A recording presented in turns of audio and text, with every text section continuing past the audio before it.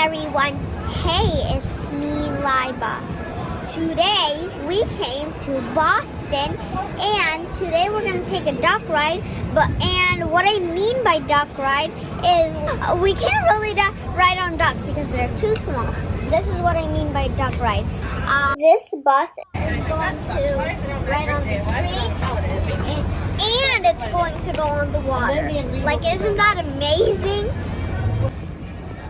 We are right in front of the aquarium, so we're going to get on this bus, and we bought tickets before, and it was like $45 per person. Captain Wayne, everybody, getting us through the streets of Boston safely and smoothly. Great job, Captain Wayne. Give yourselves one last big quack for being such a great crowd this morning. Ready? Order up! Quack, quack. Excuse me for a second because I'm eating something.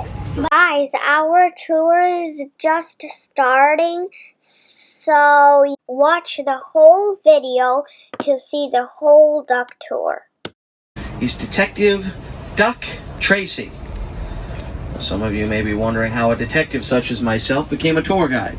Well, that's a long story, see, but I'll give you the short version. The sleuthing business wasn't going so well ever since a rival detective agency came into town, started giving away answers for free.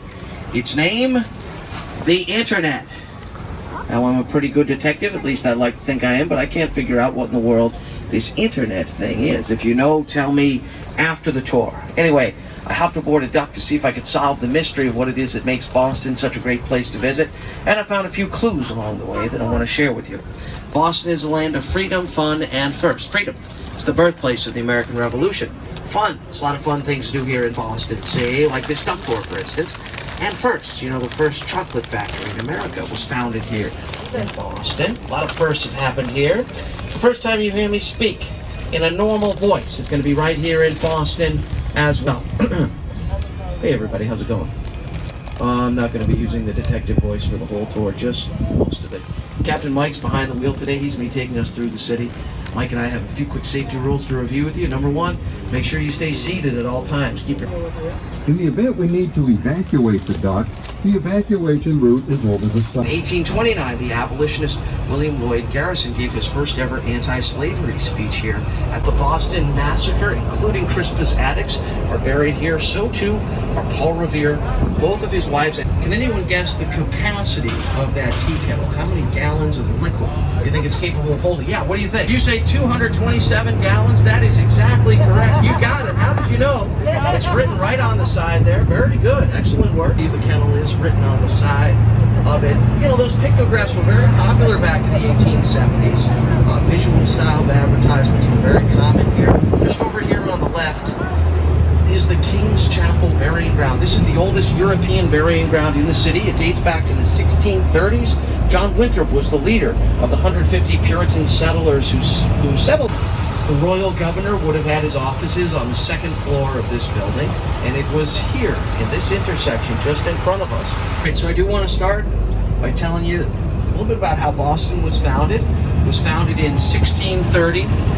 Get those masks up over the mouth and nose for me, please. It was founded in 1630 by a group of 150 settlers called the Puritans. They came over from England.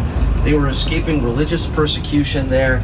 They settled on a very small piece of land jutting out. We're going to see all four sides of the church here. I recommend that you look to the left at a reflection of the church in the glass of this skyscraper, the Hancock Tower. You'll see something else beautiful reflected in the glass. Yourselves riding by in this duck. Da, da, da, da. Quack. Nice job to those of you who still remembered how to quack. Excellent work. And just over here on the left is the Fairmont Copley Plaza Hotel. This elegant hotel was built in 1912 on the site of the Museum of Fine Arts, which moved its location about a mile down Huntington Avenue there. And up ahead of us on the right, this white building with the stone front, that is the Copley branch of the Boston Public Library, built in 1895. It is the official presidential library of John Adams, the second president of the United States. Adams was born just outside of Boston in a town called Braintree, and then he had his law practice. His law office is here in Boston in the 1760s. That building there across the street on the right is the Old South Church. It might look familiar to you if you've ever seen the movie The Boondocks, 1800s. And then in 1795, they had such a masterpiece of architecture. It's considered to be a monumental example of a style called Richardsonian Romanesque architecture, which is credited as being the first distinctly American style of architecture ever created. The architect who came up with it was Henry Hobson Richardson. He's going to engage a propeller in the rear of the duck. He's going to sound the horn, and in we go. I'll get to your question in 1 second. But first, here we go into the water. Get ready, folks.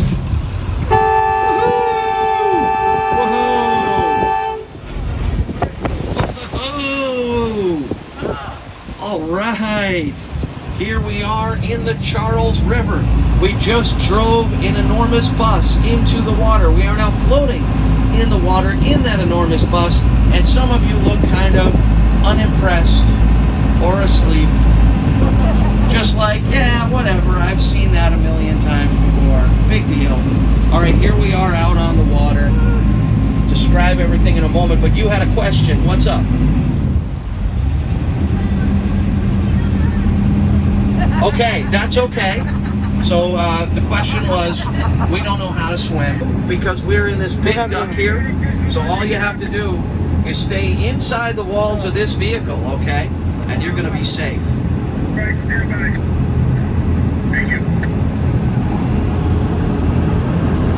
Captain Mike making a routine call upriver to get us permission to come through the lock. Plummeted into a terrible economic depression that it would not recover from until after the American Revolution. These construction barges are doing work on this arched concrete bridge up ahead of us, which is called the Lechmere Viaduct. We're making our way into the lock of an old dam, which was built in 1908. This lock, we're going underneath a drawbridge right now. We just drove over this drawbridge when I told you about the Museum of Science. So it might be the first time you've ever driven over a drawbridge and then ridden underneath that same bridge in the same vehicle. Yet some of you still look unimpressed. Some of you still look asleep, which is okay. Now, folks, this lock no longer functions. Water flows down through the middle of it down to a more modern lock behind us. There's a big dam behind where we splashed in that was built in 1978. It has a more modern and functioning lock. Here comes a horn blast from Captain Mike, folks. All right, and Mike's just sounding the horn to let other vessels know that we're coming through the other side of this lock here as we emerge out onto the wider part of the Charles River.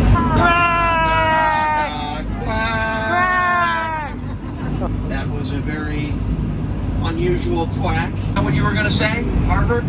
Yes, you were correct. Very good. You have inland into the city. Speaking of the names of things, does anybody know who the Charles River is named after? There's a clue in the name. What do you think? You can drive in the water. What was that? It's not somebody named River. It is. What do you think?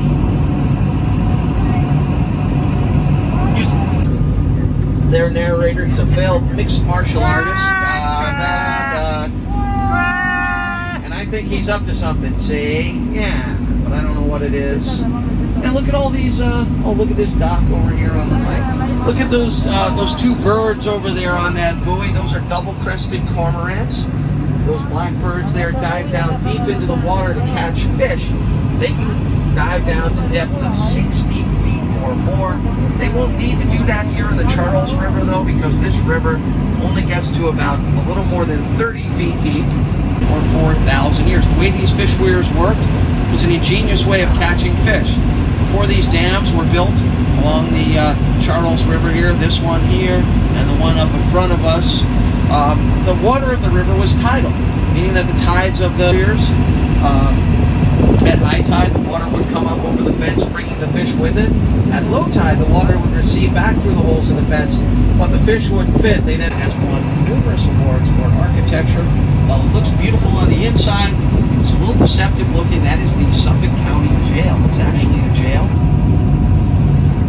So right now there is a propeller in the back of the duck that's powering us forward. There's a rudder back there too. It turns even when Mike turns the steering wheel on land. The rudder turns underneath the bill of the vehicle. Now we turn on the rudder is steering us. And here we go. Mike is now flipping a switch to turn on the front wheels. There are beautiful views of the Zachem Bridge over here on the right. And a lot of people ask me what happens to the wheels on a duck when we splash into the Charles River. I tell them they go round and round. That's only half the answer though. The wheels in the back spin the whole time that we're in the water because they're powered by the engine. Round and Front round? wheels just sit there doing nothing. They're not powered by the engine until just moments ago.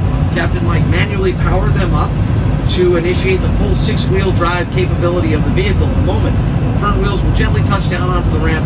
The spinning momentum of the wheels will take us ashore. Now do me a favor and have a seat for me here as we approach our ramp. Make sure that mask is up over your mouth and nose. And here we go. We're getting close to the ramp here.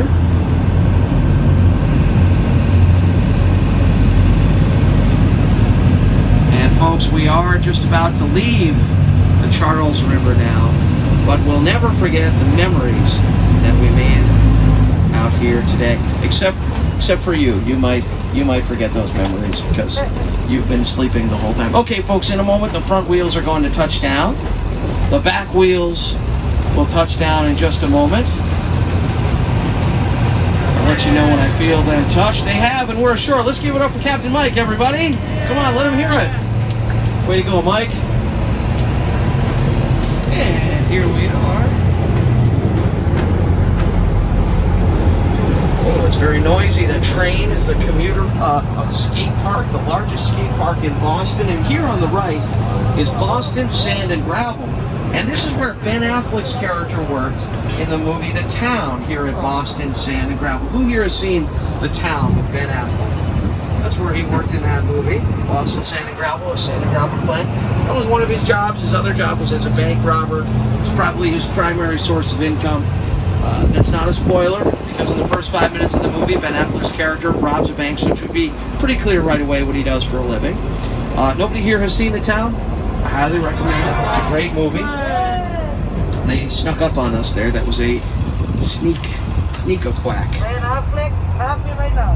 What's that, Ben Affleck? He's really happy right now. Guys, we just finished our duck tour and let me know how you liked it. Thank you for watching my video. See you in the next video. Allah Hafiz. All right, thanks for being such a great listener.